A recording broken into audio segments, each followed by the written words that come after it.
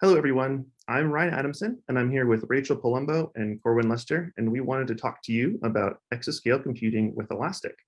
We're here from Oak Ridge National Laboratory, where we support the supercomputing mission at the lab. We're part of the analytics and monitoring team and provide a lot of those capabilities to the systems operations staff and researchers regarding supercomputers. Our national laboratory is nestled in the hills of East Tennessee, as you can see. We're one of 17 national laboratories that the Department of Energy funds, and we're one of 10 of the Office of Science laboratories that really our mission is to provide open science and publications to support open research. Our mission specifically is to deliver scientific discoveries and technical breakthroughs that are needed to realize solutions in energy and national security, and also provide economic benefit to the nation. More specifically, the big program that we support is the Oak Ridge Leadership Computing Facility. So Summit, as you can see in the picture here, is our workhorse right now. When we deployed it a couple of years ago, it was the fastest in the world. And we really deploy and operate these computational resources that are required to tackle global challenges. One thing that I really like about the OLCF is that anyone can get time on the supercomputer if your research proposal is good enough and you can scale your code to use most of our supercomputing resource. So we really support teams from all over the world. It's not just focused on Department of Energy programmatic needs. Over the past decade and a half, we've delivered 6 systems, starting with the Phoenix Cray X1E, and we still have one of these cabinets in our data center. It's signed by a lot of famous politicians and folks that come and tour. And Jaguar XT3 in 2005, had a peak performance of 25 teraflops, all the way up to Summit today with a peak performance of 200 petaflops.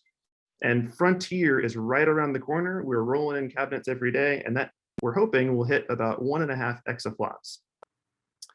All of our projects we've delivered on scope, schedule, and budget. And a large part of our success really has been our user partnerships with our vendors, our users to scale and refactor their codes, and also analytics stacks in most recent years, such as Elastic.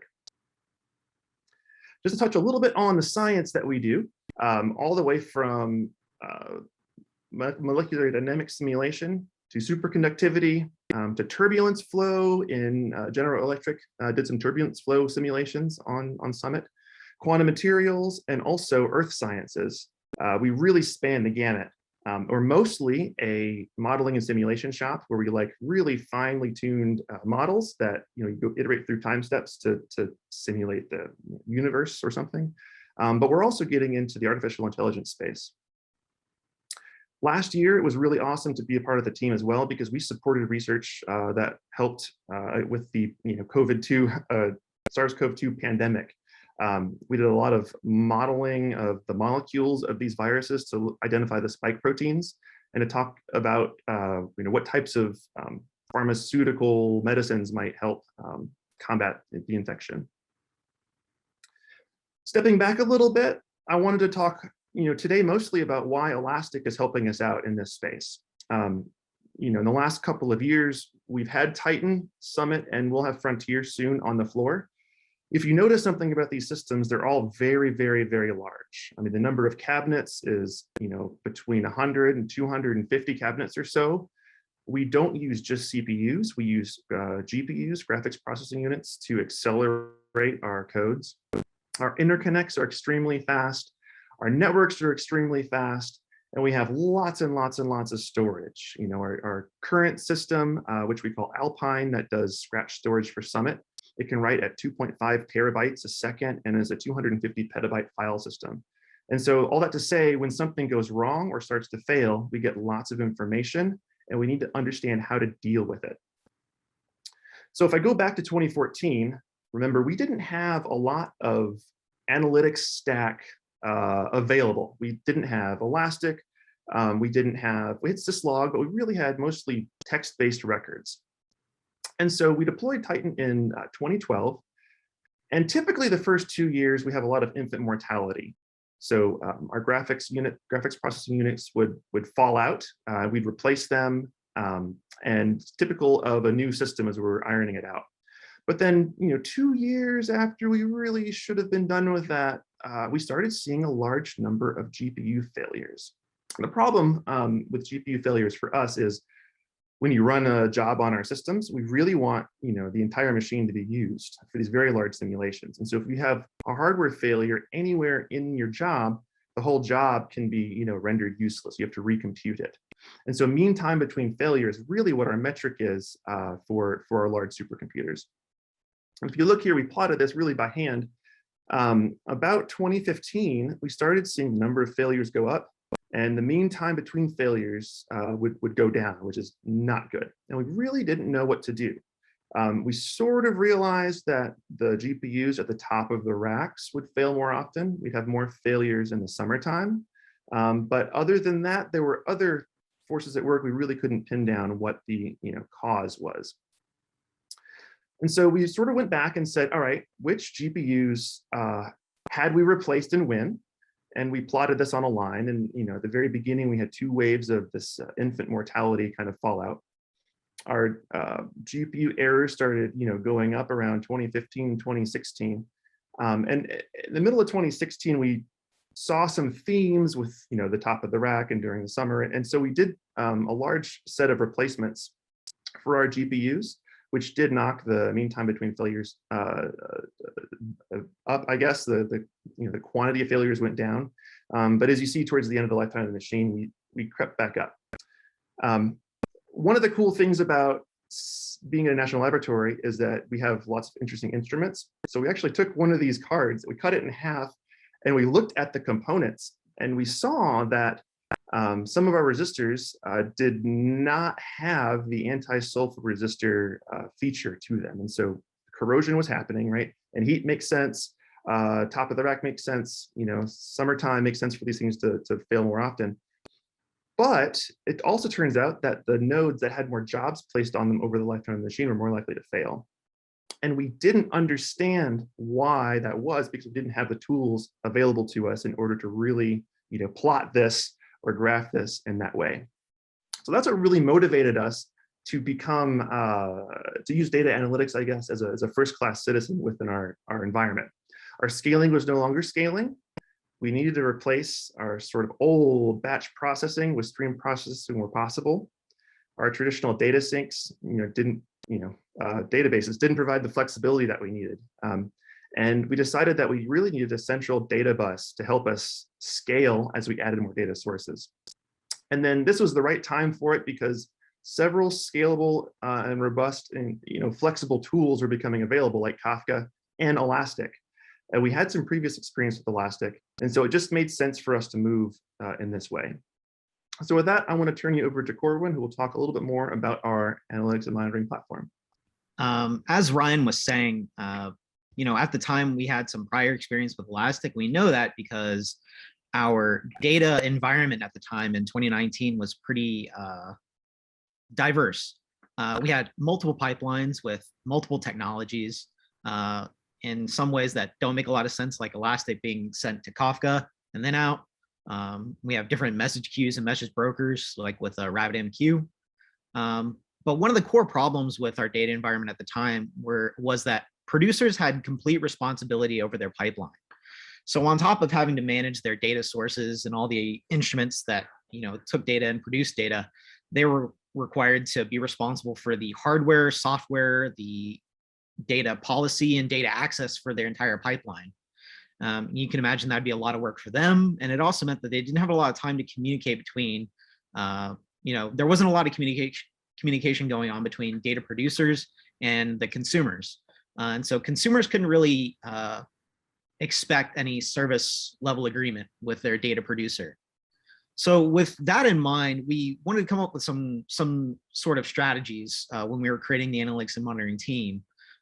We obviously wanted to make sure that we were following, proper best practices at the time. We wanted to reduce the amount of data wrangling that end scientific users would have to do, so our data consumers. And we wanted to have a centralized team to advocate for both data producers and consumers, so that they could focus on just the data and we could focus on being their cheerleaders to the wider organization. And we also wanted to help inform wider policy at Oak Ridge regarding data and data ownership, maybe user access, that kind of stuff. And so we really wanted the team, since earlier the data producers had to focus on basically everything with hardware and software and that kind of stuff. We wanted to make sure that the new team was not doing that, right? And so we wanted to divide the responsibility of hardware and software with this new team, so that the new team could focus explicitly on just running the data platform. And so you can see on our stack on the right, we have the hardware level stack, which is everything from facilities, hardware, virtualization, all that. We wanted to give that to a new team, the platforms team, and let the data team or the analytics and monitoring team just be responsible for the application and stuff like Elastic, right? And so that we could really define new roles and lower the workload for our team. So as it stands today, the analytics and monitoring team, when it comes to our environment, all of our applications are deployed on top of OpenShift, right? And so the platforms team can be responsible for the hardware, and then the analytics and monitoring team can just deploy stuff all on pods on OpenShift, and we can, live a merry-go-happy life after that, right? And so we're also deploying new data pipelines through GitOps. If we have to add a new pipeline, remove pipeline, change user access, that kind of stuff, that's all managed through GitOps. As far as administration goes, we've got members of the team with a 24/7 on-call rotation. So if there's any data outages or pipeline issues, that kind of stuff, then we've always got someone on call that can help administrate these tasks, so the consumers aren't left in the dark. And so we're also working on tools to help automate a lot of that stuff, so that we can keep scaling with scaling, so to speak. So something like a new pipeline creation can be automated, that kind of stuff. So there's a lot of perks having our own analytics and monitoring team and being a part of that analytics and monitoring team. So we get to, since we manage all the data, we get to do our own data science. Again, we get to be that network that glues producers and consumers together, helping us contribute to their science, as well as helping inform wider policy at Oak Ridge and the national lab system itself. So all this is geared towards helping us this central goal of developing and supporting a robust data environment so that everyone can make more data-driven decisions. So here you can see our new pipeline map, so to speak. On the left, you can see all of our data sources, everything from facilities to different computing clusters, security information, applications, file systems, networking, and all that gets piped into what we call Stream, which is our Kafka deployment. And all of that gets fed towards our default pipeline, which isn't the only pipeline by any means, but it's what we push most users through, which is your standard Logstash into Cadence, which is our Elasticsearch deployment. From there, users can usually go to Kibana to make sure that their data is properly being fed into Cadence, and use that as a spot health check.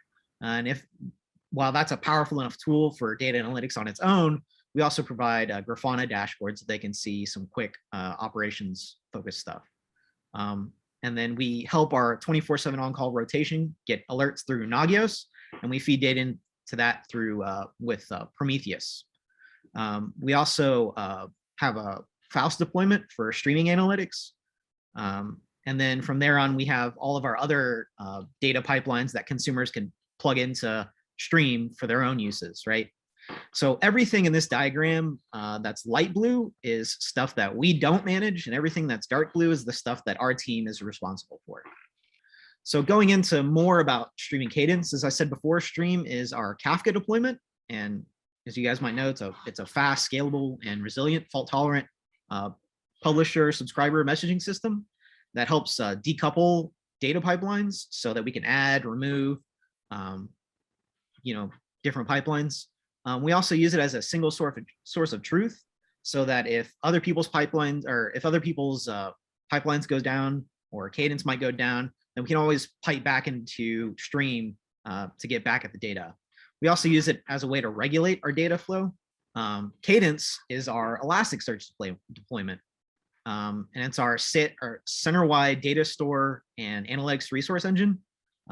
We do that with Kibana, Grafana, as I said before. And it's helping us support our organizational effort become more data-driven. We use it as our one-stop shop for aggregation and analysis and evaluation, mostly for logging data, metrics, events, that kind of stuff. And we like it because it helps simplify user access control. So researchers and operators can request access to some or all of the data indices there. So, that makes it easy for us. So again, why do we choose Elastic for this? Most of our data is logging and event data along with metrics. So that's obviously a perfect choice for it. It's got a large and thriving community. It comes with a lot of really awesome tools that help make our lives easier as administrators and the lives of our consumers a lot easier. We like it because it's distributed and scalable, especially when it's running on top of OpenShift. You can just always deploy more pods to help scale with scaling, right? And we really like it for the index lifecycle management policies so that we can distinguish between operationally hot data and more cooler research focused data so that someone can come back, a year or two later, do, write a paper on some of this data, right? We also like it for the API. We like it because it helps us glue Elastic to our other services. And it also helps us write these automation tools so that we can make our lives easier.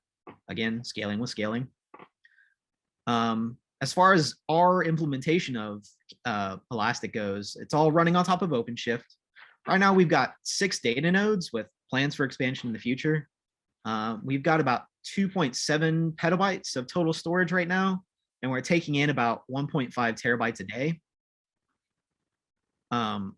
Again, we're piping a lot of this stuff through Logstash, and we use that as our valve to kind of turn on and off ingestion when we need to do maintenance on the on Cadence itself. And we do all of our visualization, querying, and exporting data through Kibana, and with some extra features with Grafana as well. And then we also have our own Elastic monitoring cluster to monitor the cluster of our monitoring cluster. And we pipe in data to that with metric and FileBeat. So with that, I'm going to hand it off to Rachel Palumbo, who's going to talk about some use cases for our cluster, as well as some other cool stuff. Great. Thank you, Corwin.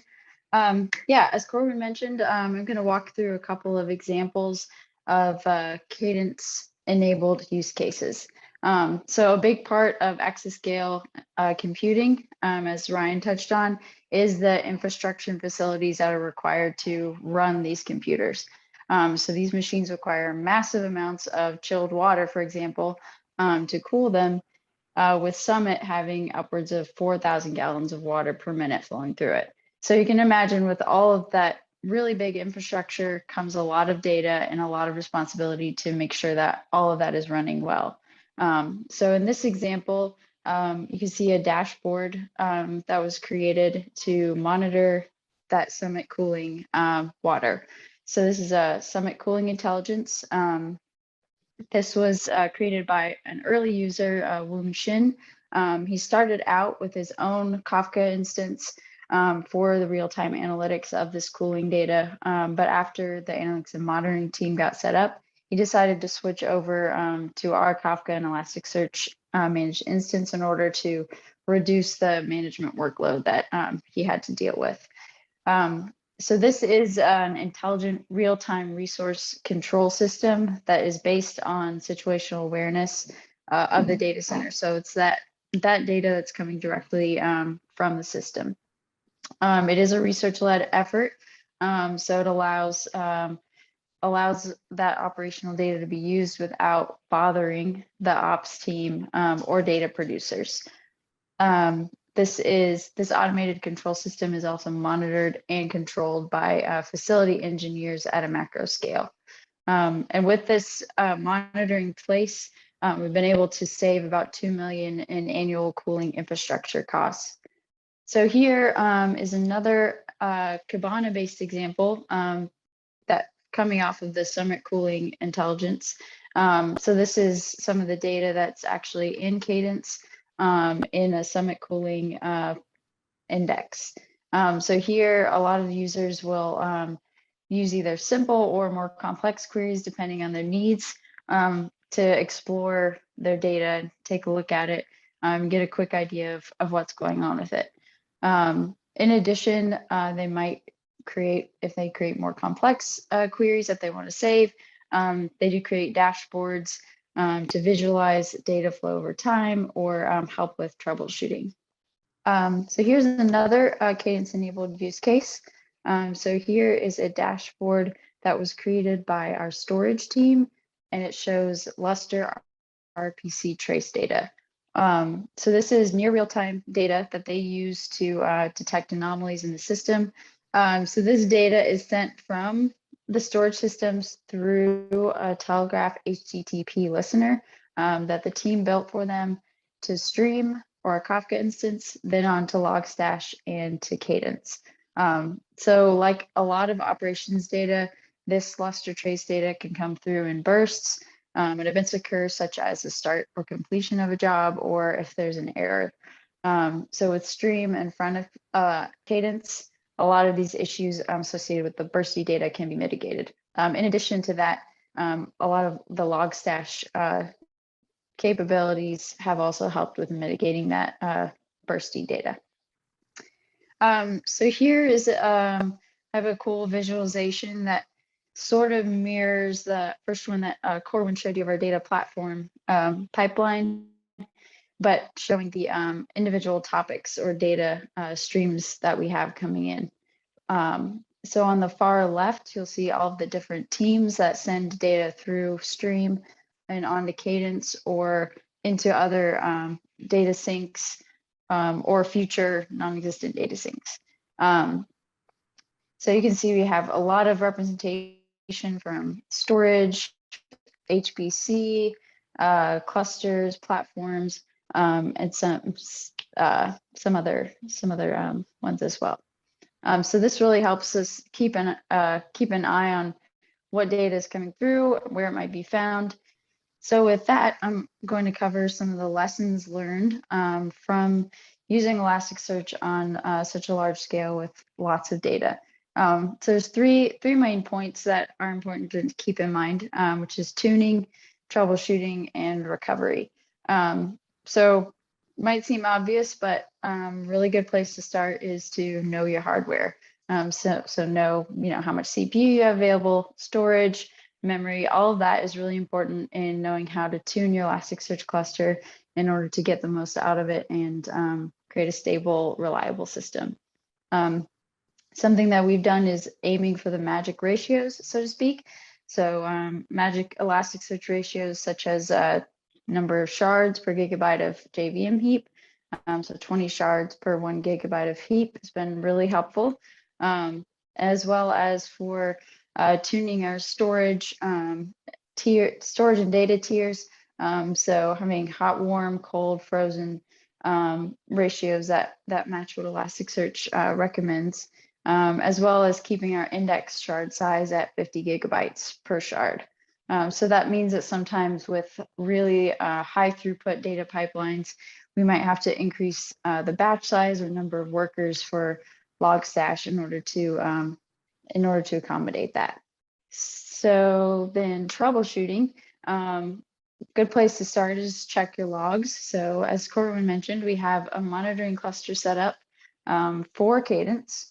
So we send logs there, and those can be used to see what's going on with the cluster or with pipelines, and get an idea of where to start digging for issues if there are any.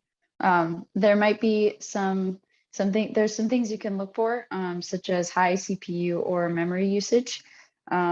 If look for unusual or unexpected network traffic patterns. And maybe it might be a data pipeline problem or configuration problem. So something we've run into is data being sent that has mapping or parsing errors that then kind of snowballs into issues with Logstash. But fortunately, with a lot of the Logstash filter capabilities, we're able to identify that problem and fix it and have a nice clean pipeline flowing through. And lastly, recovery is an important thing that you hopefully don't have to deal with all the time, but it's really important to have that nailed down. So in the event that there's an unexpected outage or you need to update your Elasticsearch cluster, it's good to have a plan strategy in order to optimize recovery and reduce risk of data loss or downtime of the cluster. So something to look out for is slow recovery times, because that probably is going to indicate an underlying issue. So these issues might be bottlenecks in disk IO or networking that could be slowing down recovery and reducing the performance of your cluster. And that is it for me. I'm going to pass it back to Ryan to take you through the future of Exascale. Thanks. Thanks, Rachel. Mm-hmm. So it's the last minute or so. I wanted to say again that Exascale is just around the corner. I feel very confident that we have the infrastructure in place with Elastic to help us enter this new era. We'll have lots of information, but I think we have a better handle on it than we've ever had before. So to kind of show you the scale of information that we're expecting, this was the machine room that Titan came from in 2019 when we decommissioned it. We tore out the cabinets, we ripped open the floor, and we installed a bunch of chilled water, the chilled water that Rachel was talking about, underneath the floor, and the tile is back there. And if you look on the outside of the building, I mean, this is the massive energy and cooling infrastructure that we have for this huge resource. And with that, I want to say thanks for coming to listen to our talk.